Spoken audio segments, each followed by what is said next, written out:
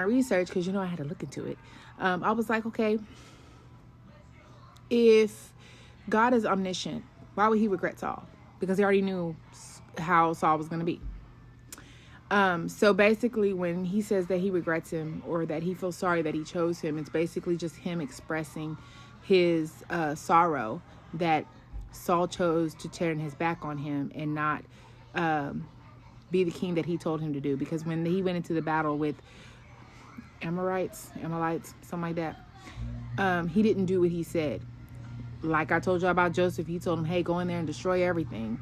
Saul didn't do that. He kept the good cattle, and he kept stuff that he wasn't supposed to keep.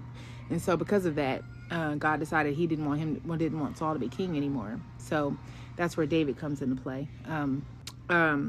But anyway, back to Saul. So with that being said, it had me thinking about God being omniscient and free will, which took me down another rabbit hole of thought.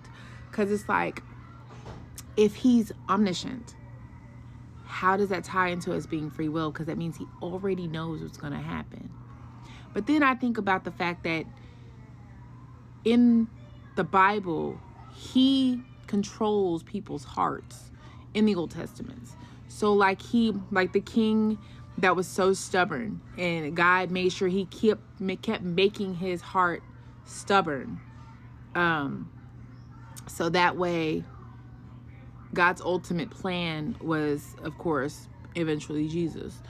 So it has me thinking, like, yes, he's omniscient. So like, he can see things beyond what we can see. However, it doesn't take away from the fact that we do control our choices. Because he can see our heart posture. So I feel like him being omniscient is tied to our heart posture.